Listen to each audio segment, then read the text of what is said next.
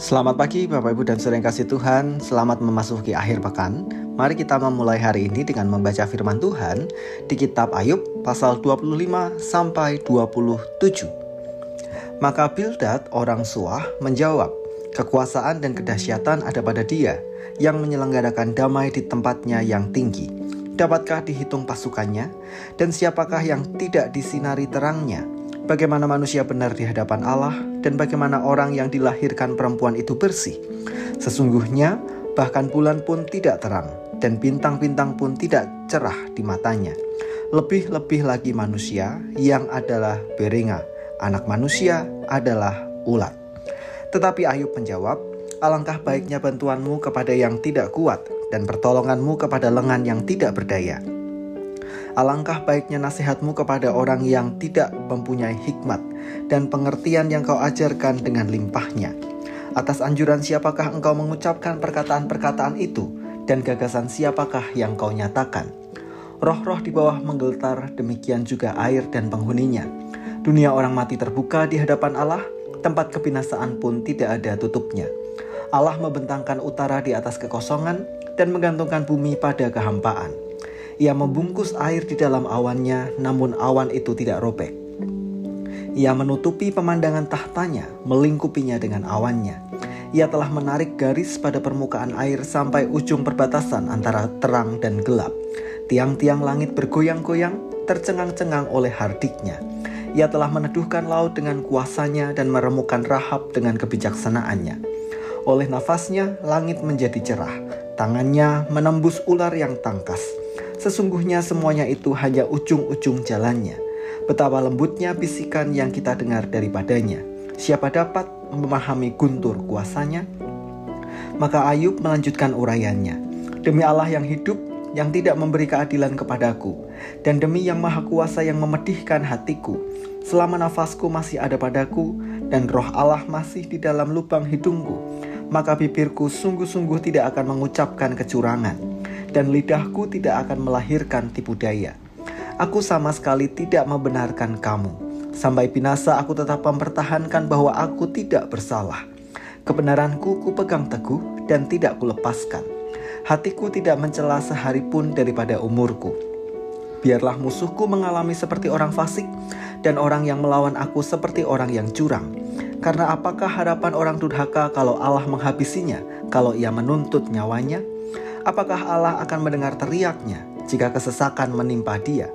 Dapatkah ia bersenang-senang karena yang maha kuasa dan berseru kepada Allah setiap waktu? Aku akan mengajari kamu tentang tangan Allah. Apa yang dimaksudkan oleh yang maha kuasa tidak akan kusembunyikan.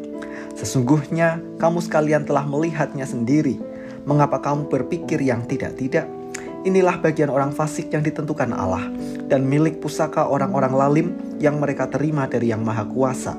Kalau anak-anaknya bertambah banyak, mereka menjadi makanan pedang, dan anak cucunya tidak mendapat cukup makan. Siapa yang luput daripadanya akan turun ke kubur karena wabah, dengan tidak ditangisi oleh janda mereka. Jikalau ia menimbun uang seperti debu banyaknya, dan menumpuk pakaian seperti tanah liat, sekalipun ia yang menumpuknya, namun orang benar yang akan memakainya, dan orang yang tidak bersalah yang akan membagi-bagi uang itu. Ia mendirikan rumahnya seperti sarang laba-laba, seperti gubuk yang dibuat penjaga. Sebagai orang kaya ia membaringkan diri, tetapi tidak dapat ia mengulanginya. Ketika ia membuka matanya, maka tidak ada lagi semuanya itu. Kedahsyatan mengejar dia seperti air bah. Pada malam hari ia diterbangkan badai. Angin timur mengangkatnya, lalu lenyaplah ia. Ia dilemparkannya dari tempatnya. Dengan tak kenal belas kasihan, Allah melempari dia. Dengan cepat ia harus melepaskan diri dari kuasanya, oleh karena dia orang bertepuk tangan, dan bersuit-suit karena dia dari tempat kediamannya." Tetap teguh dalam kebenaran. Di pasal 25, sahabat Ayub masih menyatakan bahwa segala penderitaan yang Ayub alami adalah akibat dosanya. Pada dasarnya, Ayub bukan mau berkata bahwa dirinya tidak berdosa, melainkan Ayub mau menyatakan bahwa penderitaan yang ia alami bukanlah akibat perbuatannya yang melanggar terhadap Tuhan. Ayub berani mengatakan hal itu karena ia sungguh-sungguh yakin bahwa dirinya tidak berbuat kesalahan apapun terhadap Tuhan.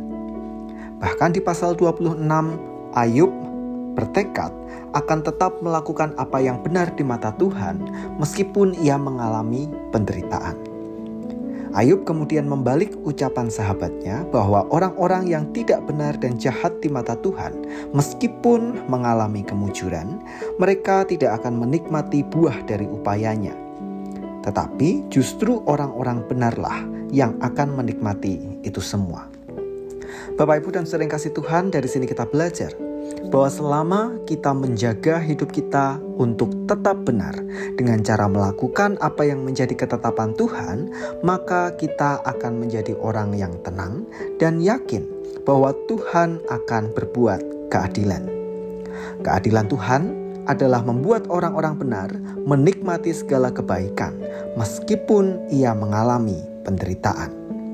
Kita tidak perlu iri dengan orang-orang yang nampak mujur, padahal mereka tidak hidup benar di hadapan Tuhan. Tuhan akan tetap menghakimi mereka atas perbuatannya jika tidak segera bertobat dan berubah. Maka mari tetap tenang meskipun menderita, karena sejatinya Tuhan adalah Allah yang maha adil bagi umatnya yang setia. Mari kita berdoa. Kembali kami meneladani akan Ayub. Di tengah penderitaannya, ia tetap berupaya keras dan bertekad untuk melakukan apa yang menjadi kehendak Tuhan. Dan tolong kami ya Tuhan, agar kami boleh mengerjakan hal yang sama, meskipun di tengah tantangan pergumulan yang kami hadapi, seringkali kami tergoda untuk menghadapi itu semua dengan kehendak kami sendiri. Tolong kami agar kami lebih taat kepadamu sampai keadilan yang Tuhan nyatakan bagi kami. Kami menyerahkan akhir pekan kami ya Tuhan. Mohon Engkau menyertai kami dalam segala aktivitas kami sepanjang hari ini. Di dalam nama Tuhan kami Yesus Kristus, kami berdoa. Amin.